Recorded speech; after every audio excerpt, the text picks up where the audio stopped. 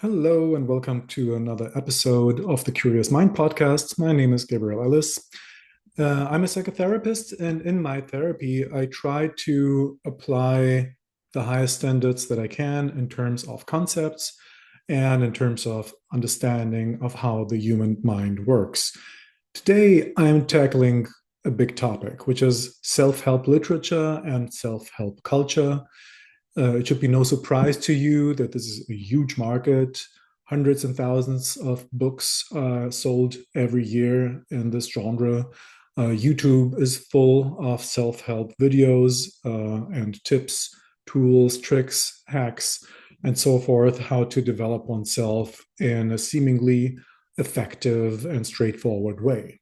And also, you have probably read one or two self help books or watched one of those motivational videos promising to change your life.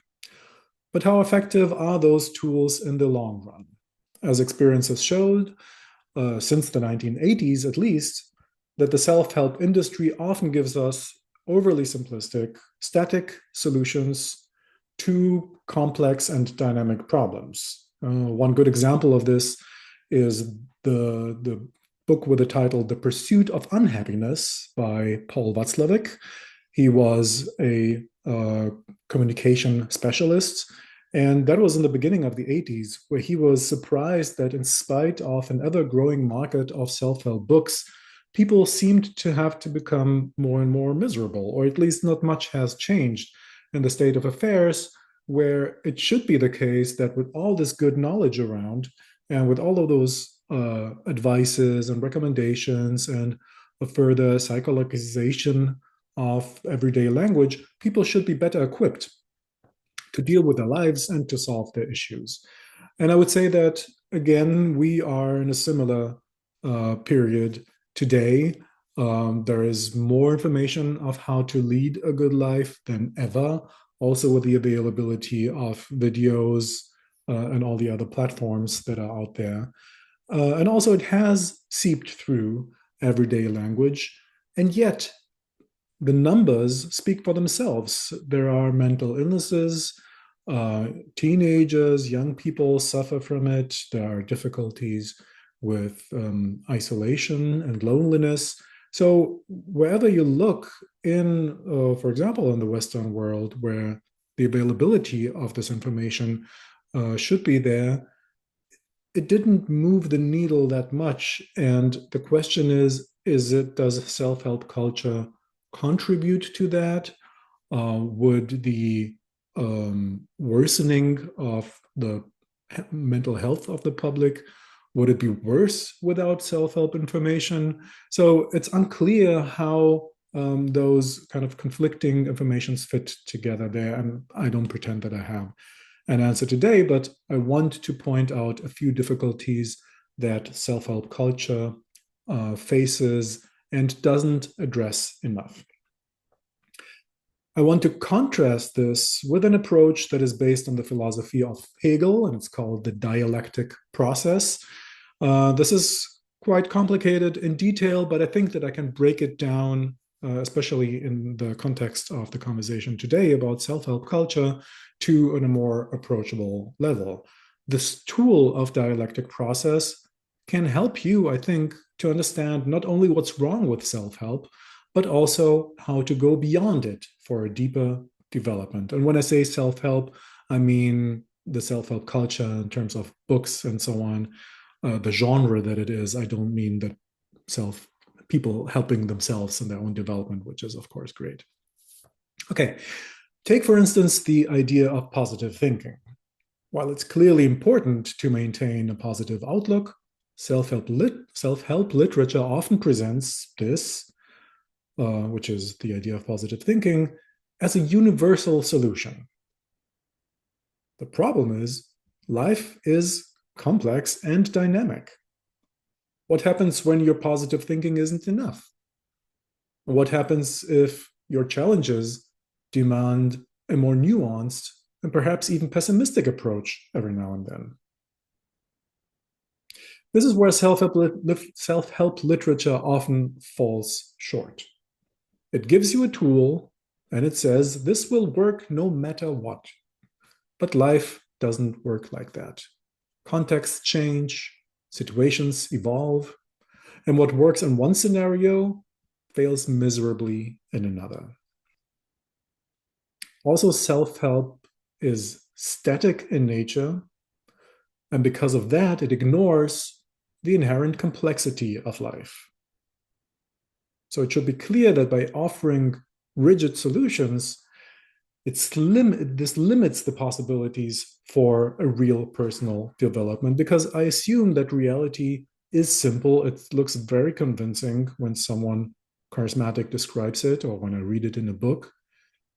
And then I forget over this simplistic kind of clue, this key to life.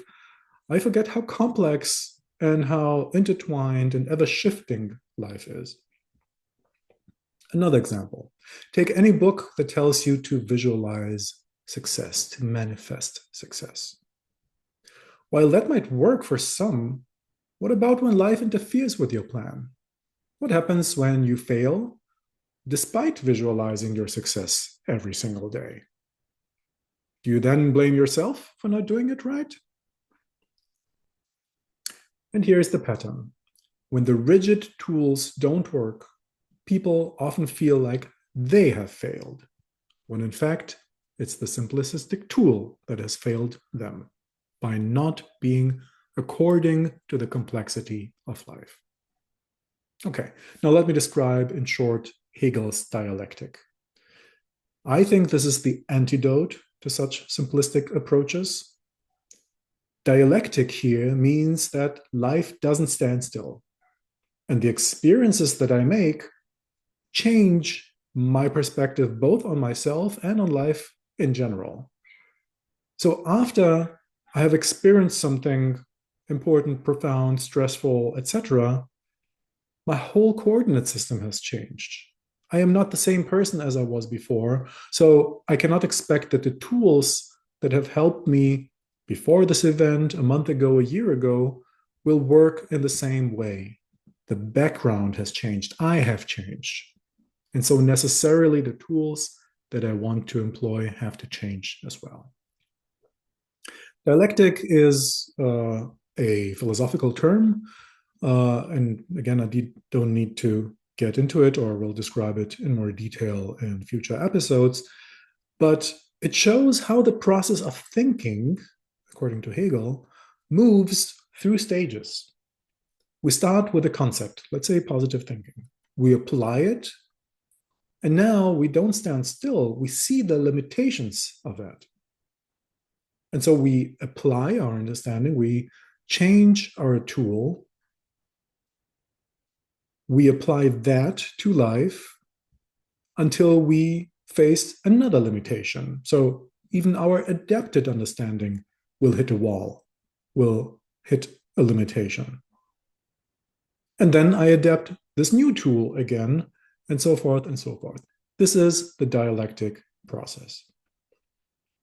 And the dialectic movement, it goes towards a deeper truth and a deeper understanding of ourselves. This is the movement towards deeper understanding in dialectics. And this is, in a way, what we should do quite normally in life anyway. It simply doesn't work to find one tool and apply it endlessly. We eventually hit a wall, and what was a solution in the past will become an issue in the future. And this is what I emphasize again and again in my therapeutic work with my clients. Of course, it is legitimate to, when you feel bad, when you have difficulties, to look for tools. So there's no problem with that.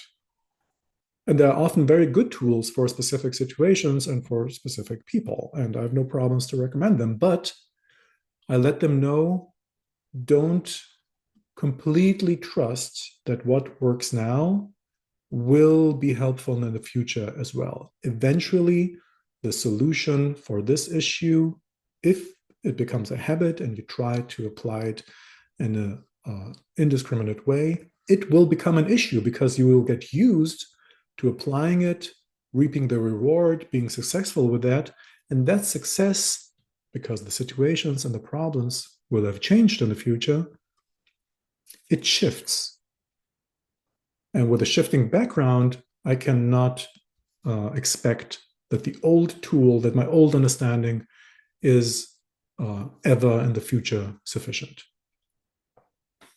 So the real personal development is complex, and it cannot be reduced to simple universal formulas. Self-help literature, though, often makes personal growth seem linear and straightforward, but in reality, it's far from that. And Hegel's dialectic reminds us to embrace the complexity of our personal journeys, rather than shying away from contradictions and trying to fit the tools that are eternal and always works best. We should see them as challenges we have to face at some point, those contradictions, those limitations. We will have to overcome the challenges that come along with the application of them. And when we face those challenges, then it can help us to understand our very specific life, our very individual, special life better, and it helps us to navigate it better. Okay, let's look at some more differences between those two approaches. And here, keep in mind that I'm polarizing a little bit for the sake of pointing out the different approaches. Of course, also in self-help, culture and books and literature and videos, there are more complex and better tools and approaches. But nonetheless, I think that they always lack this dynamic aspect.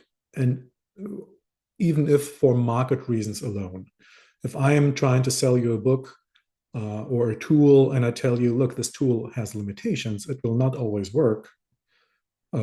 Use it for a while and then throw it away and find something else, then I'm doing myself a disservice as someone who wants to benefit financially or for reasons of fame, success, and so on.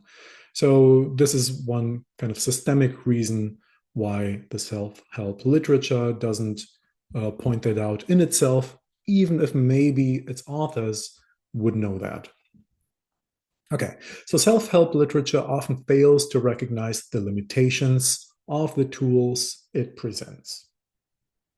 In contrast, a dialectic approach knows that it's limited, and it encourages you to go beyond it and find a more fitting approach. Also, most self-help books are designed to sell easy answers rather than to provoke a deep inquiry and understanding, again, for those reasons of financial success, fame, and so forth. Often the self-help approaches rely on feel-good motivation rather than a critical or transformative approach, which you would find in serious therapeutic processes, for example. Sure, self-help does offer convincing, simple tools, but a deep understanding comes when you challenge the limits of these concepts and tools. You keep what is good for now and adjust what doesn't work. But for that, you have to see what doesn't work. You have to anticipate it and not just blindly trust the tool that makes it feel good for a few days or a few weeks. And after that, after evaluating the concepts, you adjust them again. So in a Hegelian dialectic process, solutions are never static, but they evolve by confronting their limitations. Ideally, they expose their own limitations. So a dialectic process acknowledges contradictions and encourages you to transcend them. Okay, let's look at some more examples. Let's take goal setting. Conventional self-help teaches you to set SMART goals, and SMART is here an acronym. It stands for specific, measurable, achievable, relevant, and time-bound. So set SMART goals and stick to them no matter what. A dialectical approach might begin with SMART goals as a first step, but then it asks the question, what happens if I do that everywhere with each topic? Would that work? Probably not.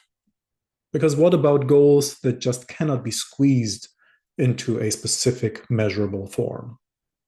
Or another question, how would I feel after doing this smart approach for a month or a year?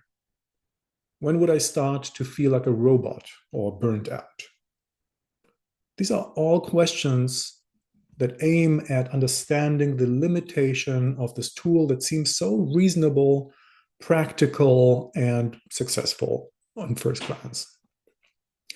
Another example, overcoming fear. Conventional self-help says, face your fears head on and conquer them. Go get it, right? The dialectical approach asks us or tells us to face your fears, yes, but recognize that blindly confronting every fear may lead to burnout and to unnecessary stress and to exhaustion. So, in a more healthy way, you can learn to be selective about the fears you face. So, I take this principle of facing fear, but I don't make it absolute. I don't make it the one tool to face all situations. I try to understand more intelligently when and where it should apply and when and where it doesn't. How well do I have to feel in order to face a fear? Meaning, when I'm exhausted, when I'm tired, when I'm depressed, probably I lack the energy to do something as demanding as facing a relevant fear. What are the supporting circumstances that I need? For example, maybe I should have conversations with friends as a preparation before I face this fear at work or whatever it is. Maybe I should plan to give myself time to recover afterwards so that I can recharge my batteries. All these additional questions we often ask in therapy in order to prepare our clients to do something very difficult. And basically, whether therapists know that or not, this is rooted in a dialectical understanding of the issue because we become aware of the limitations and we try to incorporate those limitations, those contradictions into our approach. Another example, gratitude practice. Conventional self-help says, keep a daily gratitude journal to stay positive and appreciate what you have. Okay, sounds great. The dialectical approach says, practice gratitude journaling, but recognize when focusing on gratitude might distract you from addressing genuine dissatisfaction or systemic issues in your life. And as a consequence, create a balance between gratitude and constructive criticism of your circumstances. What does it mean? Let's say at work, salary is okay, many things are fine, but my superior, my bosses, they create a toxic work environment. Now, of course, this is an issue that would demand a real life situation. I should go to HR, I should look for a different job, I should try to move to another team, and so forth and so on. Or I could try to address or solve the issue with my boss, even though that sometimes it's quite difficult. Now, if someone blindly follows an approach of positivity, this would quickly verge on the edge of toxic positivity because there's the real issue, but the so-called positive approach tells me in the evening to focus on my gratitude, to focus on what is good in my life, not to focus on being exploited, being treated in a malicious way, and so forth. So I can trick people, I can convince people to look away from the systemic issues in their immediate surroundings and to focus on what they can do, to focus on the good, and so on. Now, you see my irony there. Obviously, we should be able to face, to understand the issues that are there and to address them as it is necessary and to look away when systemic maltreatment is happening, for example, at the workplace. I don't think that this is a good solution. And I don't think that the unconscious agrees with it. I might push myself to focus on positive things for a while, but eventually the dissatisfaction, the clear impression that I'm treated not fairly, that I should leave, this would start to bombard me from the inside because the conclusion is so clear.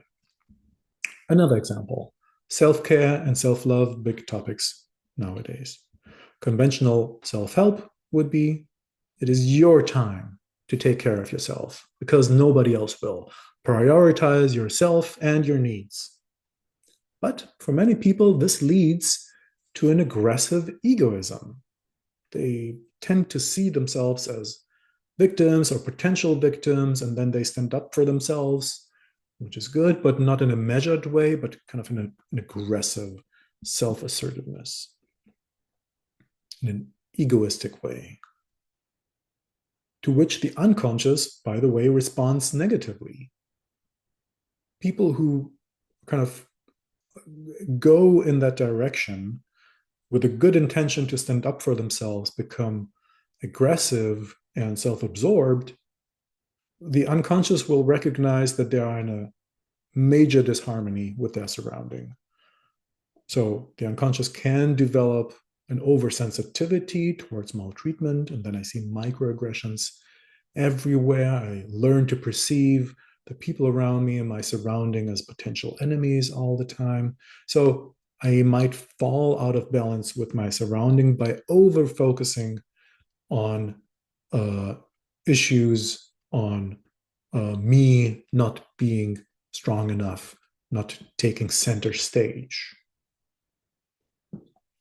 So often, when it comes to self-help, when we want to support a development and people loving themselves, we need to counterbalance this kind of aggressive, egoistic aspect in wanting to improve one's self-love by a more general approach. And this general approach is to develop qualities of care and love in general for everybody, to see how everyone struggles, how everyone deserves to be treated well. Golden rules, right? To emphasize that. And sometimes, often, as a natural consequence, people will learn to apply this kind of empathy also towards themselves. Okay, now let's take another person who is in therapy, and that person is a fixer, someone who notoriously overcares for others and doesn't see them at themselves at all. And now imagine that I will tell them the message of, yeah, first generate the care and empathy towards others. And maybe as a consequence, you will generate the care and love for yourself. For those people, of course, this is poison. This is poisonous to tell them something like this because they're anyway focusing on others too much. So what I'm trying to tell you here, what is to show with this example is that any kind of simplistic, undifferentiated, general approach to self-help, to self-care and to self-love is limited. I have to take into account who the person is that I'm talking to. I have to take into account their limitation, their specific challenges, their situations, their circumstances, their work conditions, their family conditions, and so on. If I don't do that, any kind of advice that is general and therefore generic will lead to problems. I need the differentiated approach that I either describe kind of different kinds of people and what would be recommendable for them if I write a book, or indeed I need something more alive, conversations with good friends, with trusted mentors, with therapists. Okay, so I hope that with those examples, I can give you an overview what it means when I try to point out that self-help culture, that those books, that those videos are simplicistic. They pretend that your problems are actually simple and that therefore the solution is simple. And they overlook how everyone is living in shifting circumstances. We change, our circumstances change, and that it requires much more tailor-made, much more specific responses, plus the intelligence to be able to see the limitations of a certain approach, to trust that, and to adapt it to my needs again and again. Okay, so all in all, this Hegelian dialectic approach invites us to embrace the complexity of our personal journeys. Rather than shying away from ambivalences and limitations, we should see them as necessary in order to grow and evolve. Every time we encounter limitation, we get the chance to reflect, to adapt our views, our understandings, our concepts, and develop a more nuanced approach to life. And this is what I apply in my therapeutic work as well. I'm deeply influenced by those kinds of philosophies that emphasize the complexity of life. I don't think that there are fixed solutions for different kinds of people, or that a solution will work for the same person again and again and again. I have no problems to discuss, to recommend, to adapt solutions to a person. This is, to repeat that, it's necessary. Like when people feel bad, they have every right to find tools and concepts and exercises that help them.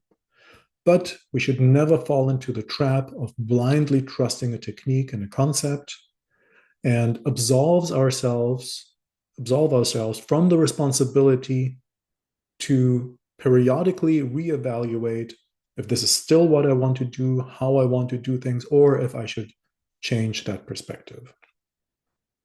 Again, therapy is a context where all of these complexities can and should be discussed. I invite you to see if you are interested in order to develop in a certain way, to make use of therapy in therapeutic contexts. I myself, I offer 30-minute free consultations in order to see if you want to work with me. And so I'm a big fan of this kind of work when it's done correctly. And I'm looking forward to see you again in a future episode. Thank you for your attention, and see you next time.